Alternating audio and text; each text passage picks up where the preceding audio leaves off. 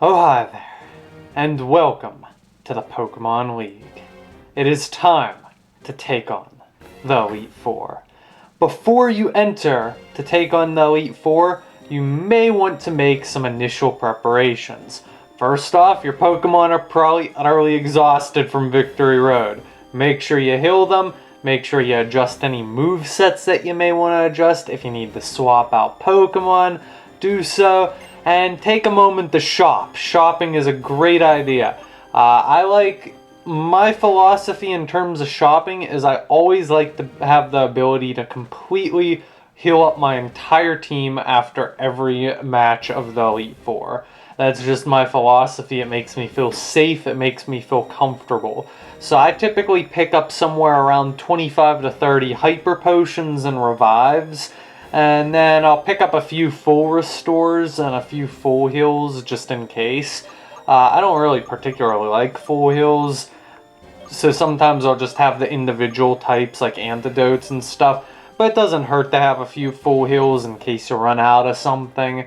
And that's mainly the main shopping that you want to do. Now in terms of your Pokemon, each of the Elite Four members on normal difficulty have 4 Pokemon apiece, and then the champion will have a full team of 6. So, the levels of all their Pokemon on normal difficulty are between 56 and 59, most of them being 56.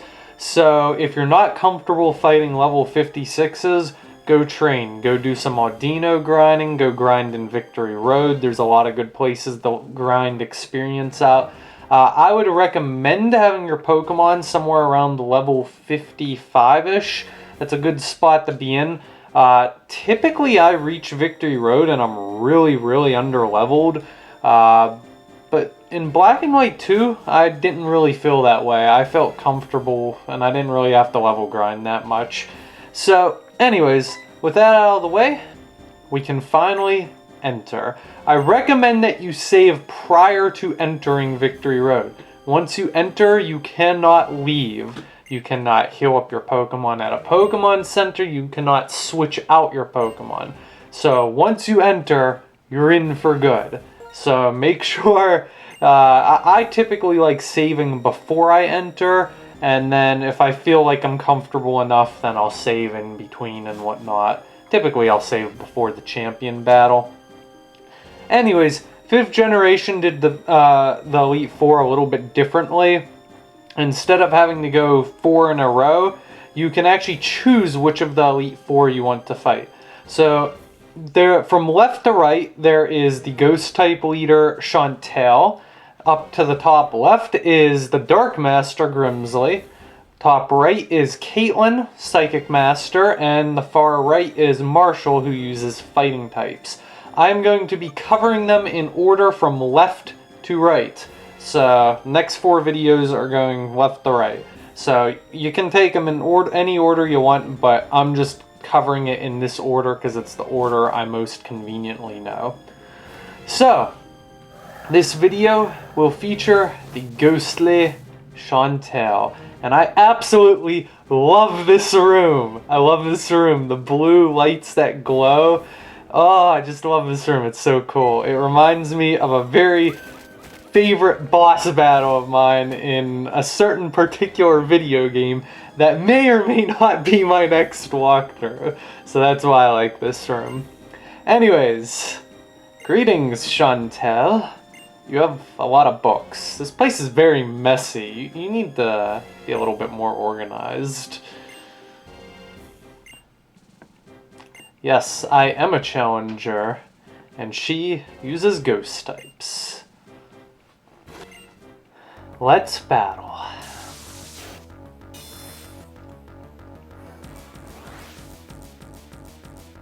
Shauntal of the Elite Four starts off with the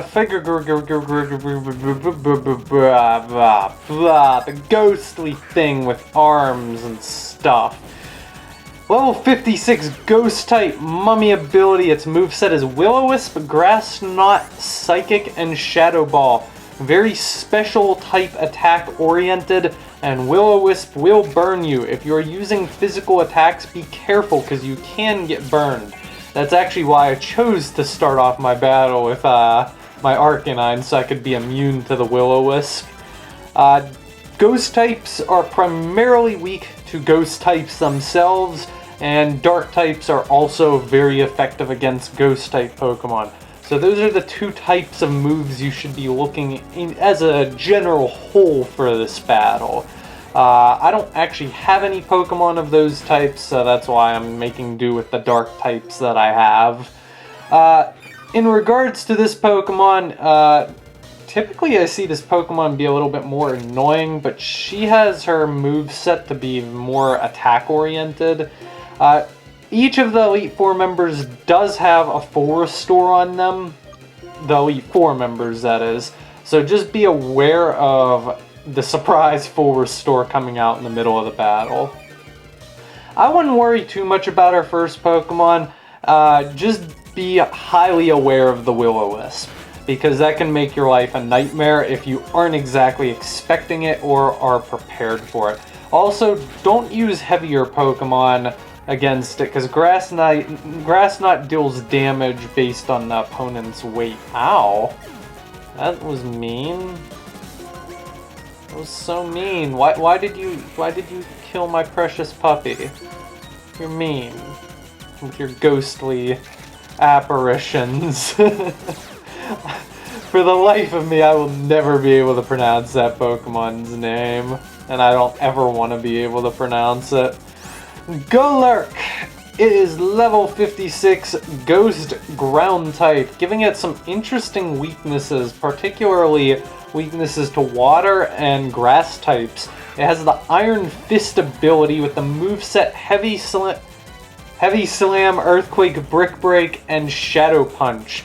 Keep in mind that the Iron Fist ability helps boost moves that are punch-oriented. So, Shadow Punch is going to get a bit of a boost from its ability.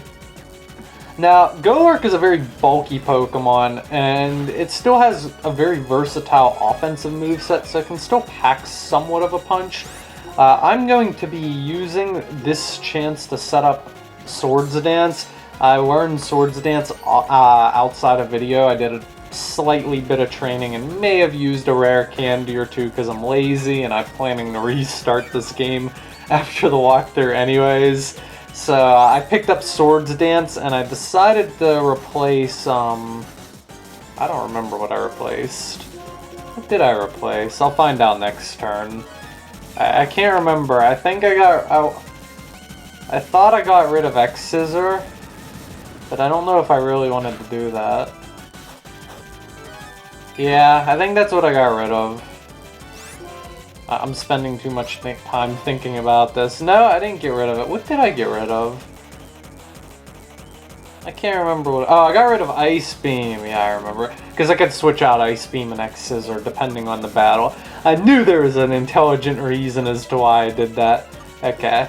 Anyways, Golurk isn't bad. I wouldn't worry too much about it. Because of the ground type, chances are you're packing some form of water or grass type move, which is definitely going to be effective against it. And of course, the same old ghost types and dark type attacks are also effective against it. I would have used... The problem is the only Pokemon I have that does ghost type damage is a psychic type, which is weak to ghost types. And then I do have two Pokemon that have crunch, but ow! That was mean! No, don't critical hit me. I don't wanna leave Samurott with low hit points, because I wanna sweep and finish this battle with Samurott. That's my strat here. High level strats, GG.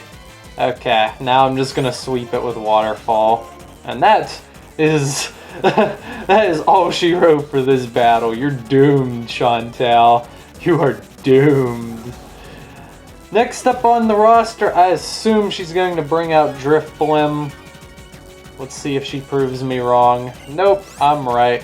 Drifblim, Ghost Flying type. Aftermath ability. Moveset is Psychic, Thunderbolt, Acrobatics, Shadow Ball. It is worth noting, it has no hold item, so Acrobatics is going to be dishing out damage. And I did not actually think Drifblim would outspeed me. That's kind of embarrassing. Wow, Samurai, you need to step it up. Come on, step it up. Drifblim is a very bulky Pokemon. Surprisingly, despite her using a bulky Pokemon, she gave it a very offensive moveset, so it's a very versatile moveset. Be aware she has 4 different type attacks, so she came prepared, and she can dish out damage. Her last Pokemon is her main one. It is the mighty and great Chandelure, my favorite 5th gen Pokemon, level 58, Ghost Fire type, Flame Body ability. Its moveset is Energy Ball, Fire Blast, Psychic, and Shadow Ball. So she came prepared to counter water types. If I didn't outspeed that Drifblim, I don't think I'm going to outspeed Chandelure. I'm going to gamble. Oh, good, she didn't. Well, I don't know. I don't know if I'm going to live this. Man, I suck. My Pokemon are awful. I'm bad at this game. Let's see. Okay.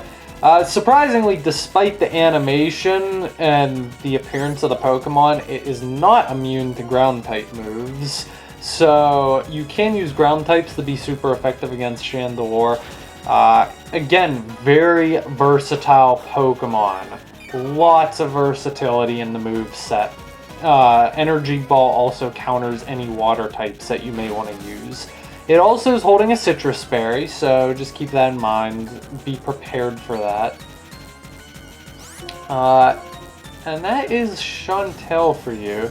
She actually gave me more trouble than I was expecting. I hope that doesn't mean bad things in the future. Anyways, it was fun. I actually think Shauntal's pretty cool.